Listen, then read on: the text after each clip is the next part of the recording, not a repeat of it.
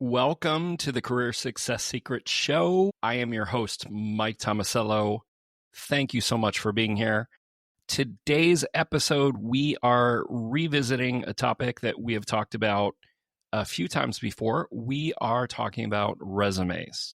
However, this is the third in our series talking about resumes. And so if you have missed episode 1 and episode 2, I do recommend that you go and you listen to those 2 episodes of the show, because this is meant to capture the random stuff that you might not have heard of in the first and second episode. Before we jump into resumes for this week, I do want to do a couple of shout outs. One, thank you so much for your patience. I've been focused on my health and supporting my clients. So whenever things get busy or things are going on in my life, have to focus on your health, have to focus on your work or your clients, and get the most important things done first. And unfortunately, the show took a little bit of a hiatus for that. But I'm excited to be back with you and wrapping up the Resume Success Secrets series. We love to shout out our amazing listeners across the globe. It's been a while since we've done a top 3 update. So we're going to start with the top 3 countries. As you can probably imagine, United States, country number 1. And then very excited to have a tie for second place between Nigeria and Canada. Canada, I've missed you. My rallying cry must have worked. And glad to see that you are representing and listening to the podcast. So also want to shout out the top 3 U.S. states for listeners. We do have listeners all across the majority of the country. Me being based in California, our top state is California. And very excited to say there is a tie again. Tie is very popular today. A tie between Virginia and Texas for the second state for listeners. So going toe to toe, despite Virginia being somewhat smaller than Texas. Want to shout out our top 3 cities for listeners: Los Angeles, number 1, Ashburn, Virginia, and Mountain View, California, in the heart of Silicon Valley. But also want to welcome some of the newer listeners or listeners that I have not shouted out previously. Welcome to listeners from San Diego, Irvine, California, in Orange County, and Cincinnati. And shout out to states we don't often get a chance to shout out: Ohio and Connecticut. So quietly becoming part of our growing listener base. Now, let's get to what you all came here for, and that's wrapping up the Resume Success Secrets series. If you have questions about resume structure, format, or strategy, make sure you go back and listen to the first 2 episodes of the series. This final segment is more of a catch-all episode. What did we miss? Q&A. So we're covering mistakes, unique situations, and listener-submitted feedback in this episode. But some of the more common mistakes we already talked about in previous episodes. So it is worth going back for. So tip or advice number 1, location matters on your resume. So it matters way more than you think. So always include your city or metropolitan area, and especially metropolitan area if your city isn't wildly known by the person or the employer that you're applying to. Now, how do you know? If you are unsure, so for example, you're like, well, I don't know where the recruiter is likely going to be based for this, because maybe their recruiter is not based at their headquarters or not based at the hiring location.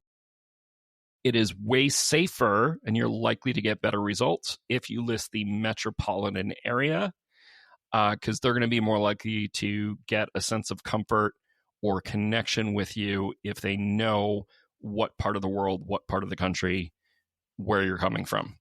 So, for example, if you live in a suburb of Chicago or a suburb of Lagos, Nigeria, instead of saying the specific town or city, say Greater Chicago area, or say Lagos metropolitan area, or whatever the standard for talking about the metropolitan area is worldwide. Recruiters are often based in different regions or remote, and if they don't recognize your town, they might move on. Now, some of you conducting an international job search or a cross-country or a different state job search might be trying to hide your location to quote-unquote game the system, especially for remote or international roles. I got bad news for you. This usually backfires. Even if you see a slight increase in interviews, one, some are not going to give you an interview at all because they're like, I don't know their location. I'm not going to waste my time with them. Or you're going to get into the interview or get through multiple interviews and you're going to find out there was no way in heck they were going to hire someone from your country or your city or whatever. So you think it's a cheat code and it usually ends up being a time waster for you. Now, as I say with all job searches, one of the ways to get people to make an exception to your location is if you are vouched for. So go back to episodes, go back to content from me where I talk about networking, building relationships, and techniques for getting people to like you or be so impressed by you that they're willing to make exceptions in the process. That's how you get hired in a different city, different country, and stuff like that. So double down on networking to overcome location bias. And some people are never going to hire you because of the location, and you just got to get over that there are some people like that. Let's move on to a different point. Design for how we read. In Western cultures, and I'm primarily talking about the United States and Canada, we read left to right, top to bottom, and that has resume implications for you. So one of the biggest mistakes, especially for people that are a little bit older or more experienced or learned from someone who hasn't had resume coaching in a long time, don't put employment dates on the left. Don't put employment dates on the left. Put them on the right. If people read left to right, top to bottom, you don't want the least important part about why to hire you, the least likely thing to make an argument for you. They're not going to say, oh, they had a long tenure. Thank goodness I'm going to hire them. No, they're going to be like, what did they accomplish? What business impact did they drive? What duties did they do? What skills did they do? And you're putting dates before that. That's not catering to the people reading left to right principle, especially when people are skimming your resume quickly. So put them on the right so they don't distract from your accomplishments. So, and as a general rule of thumb, lead with whatever you think is going to be most impressive, but particularly relevant to the specific job you're applying for. So let's talk about bullet points. So try to get the results or numbers or key skills, try to get those in front of their eyes first. So that's putting them towards the left of the resume or the left of the bullet point. English grammar, and I don't expect you to be a grammar expert, and even a lot of recruiters and resume people haven't studied the psychology of this, but in grammar we have syntax, and I want you to think about syntax strategically. Syntax is the order that you put things. So as an example, Johnny bit the dog. Okay. And the dog bit Johnny. Those are the same exact words, but they are in different order. Now, it might seem a little silly and you're like, oh, well, the order isn't going to change the meaning of my bullet that much. And for a work career bullet point, it's not as dramatic as this, but those points of emphasis and the order that you talk about certain things does matter. Got to get to that relevancy first. Put your best content where their eyes are going to go first. Otherwise, you risk the chance that they're going to miss it. Moving on to a different point. Resume section order. So continuing along the lines of people read top to bottom, left to right, unless you're a recent graduate or have an advanced degree that's not only highly relevant, but more important than your work experience section, chances are you should be putting your education towards the bottom. Sometimes I have people that just graduated, but they did such an amazing job on their internships or on their projects. We still put the education towards the bottom. So it's not a hard and fast rule. And what was effective for you 5 years ago or last year might require a different strategy or a different order of the headers or sections now. Now, one of the important things that most recruiters in the United States and Canada are looking for is they know when you're trying to cover up that you don't have enough relevant work experience. And so even though I'm telling you to think about what sections are most important, we also don't want to wait till the bottom of the first page or the second page to get to your work experience. If they're not seeing your work experience by the halfway mark, they think you're probably trying to cover something up. So unless you are still in school and you don't have any experience, absolutely don't be doing that. But if your projects are stronger than your work history, then lead with your projects. Prioritize what positions you best for the job, not what other random people tell you should do. All right, let's talk about some bullet point discipline. Some of you are writing way too much in your bullet points. A bullet point, short, sweet, to the point, it is not a paragraph. So if you are going beyond 2 lines in your bullet point, you're starting to get into paragraph territory, and you need to do one of a couple things. Delete some words that aren't as important, and they might be all important, but some are less important than others. Or you can divide one bullet point into 2 or 3 bullet points.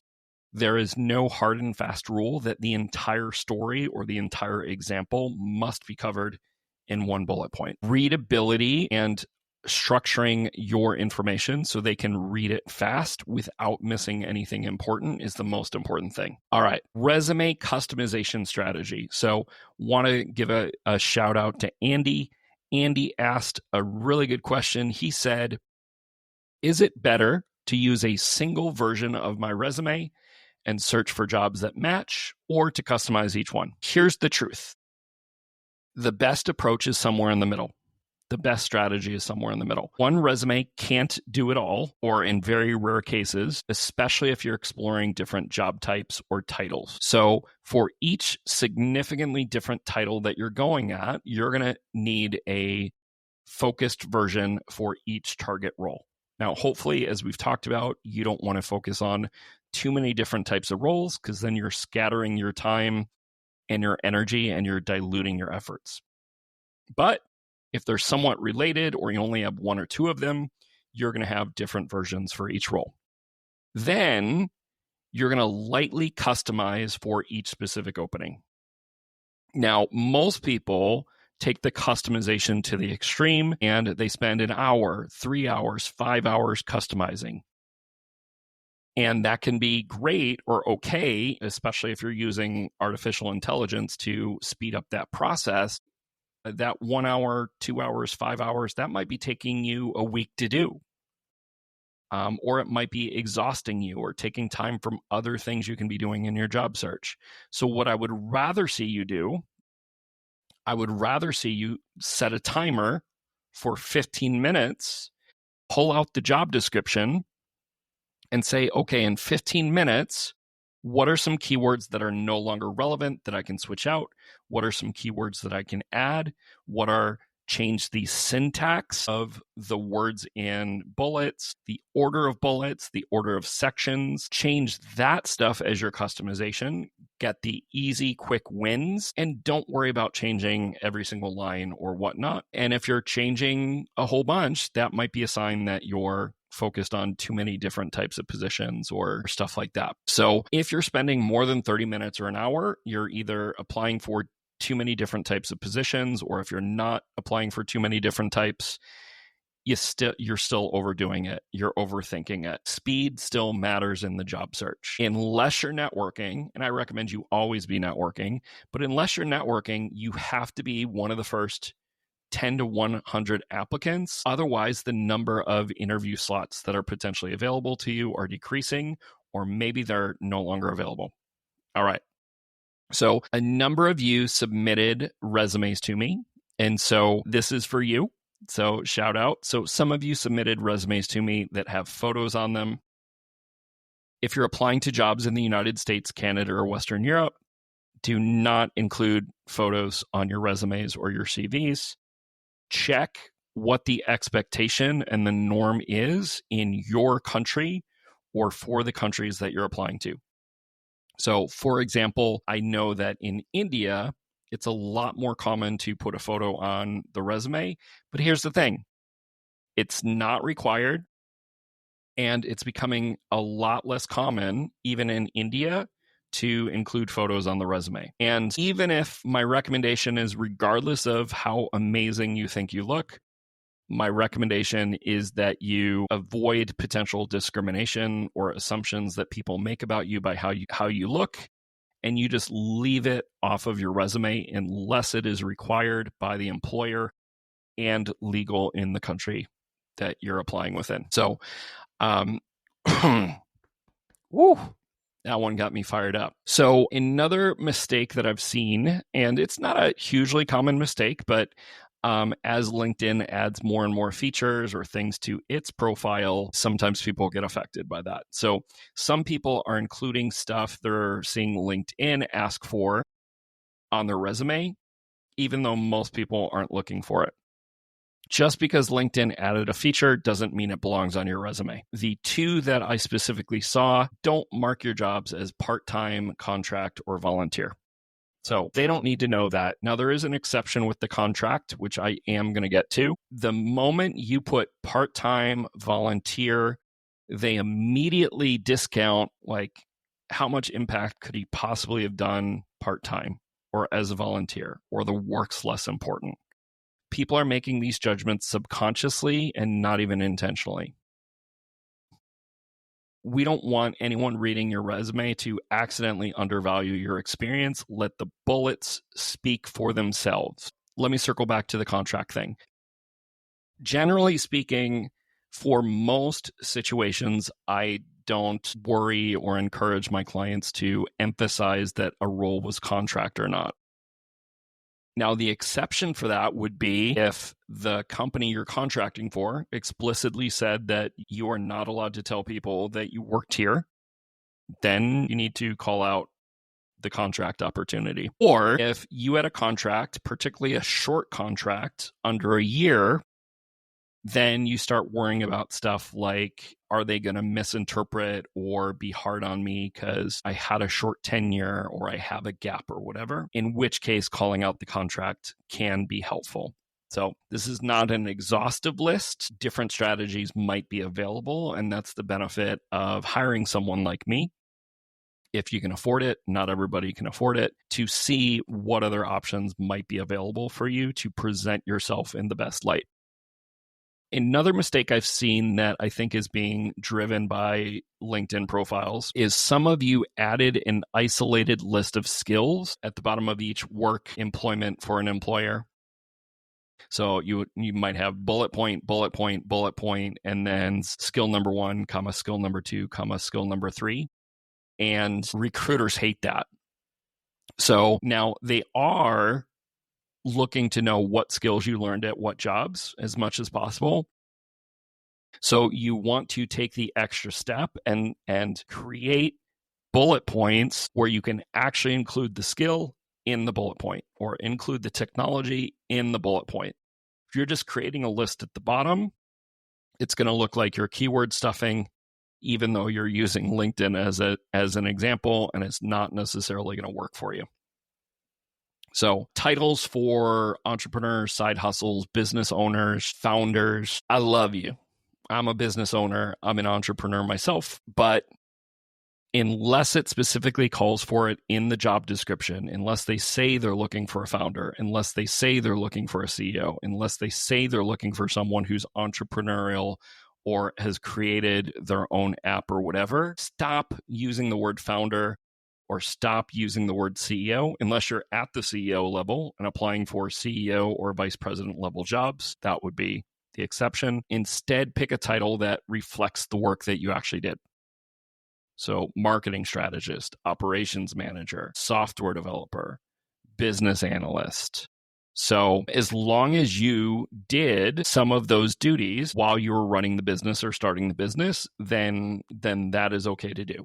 So founder, entrepreneur, stuff like that, potentially going to scare people away for a variety of different reasons that we've talked about in the past. Font and format consistency, and we're getting towards the end of the podcast. This seems small, but it's not. Use one font family across your entire resume.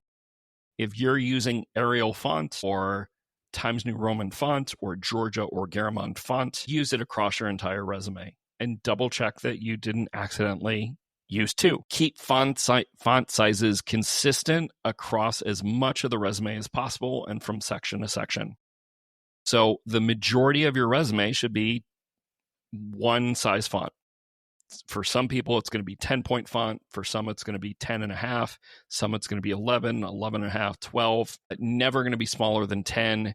And except for maybe some headers or whatever, never going to have the majority of your font be larger than 12-point font. So now, can your headers be slightly bigger? Can your name be slightly bigger? Absolutely, if you have the space. And the majority of your resume is going to be one font size. Don't suddenly dramatically decrease the font size because you ran out of space. Looks sloppy, inconsistent formatting can be misinterpreted as this person makes mistakes or this person doesn't pay attention to detail. And last but not least, avoid icons. We talked about trying to avoid graphics. I know it looks somewhat aesthetically pleasing to put a phone icon or emoji right before the phone number or LinkedIn, but it's not really adding any value. The applicant tracking system technology sometimes can't read that stuff or gets confused by stuff. People know what a phone number looks like. People know what a website URL looks like. You don't need that stuff on your resume, and you're likely taking space away from other stuff that might be valuable. This wraps up our resume success secrets. If you're watching this on YouTube or listening on Spotify or Apple, I want to hear from you. Leave a comment, question. I read every single one. And I only ask one thing. If this was helpful, think of one person you know who's either job hunting or ambitious in their career, or they're trying to level up. Share the show with one person. It might make a huge difference. And if every one of you listeners told one person, we'll eventually be reaching millions and millions of people and helping them to lives and work and careers that they love. Thanks for being part of the Career Success Secret Show. I am your host, Mike Tomasello. Now go out there and take control of your career.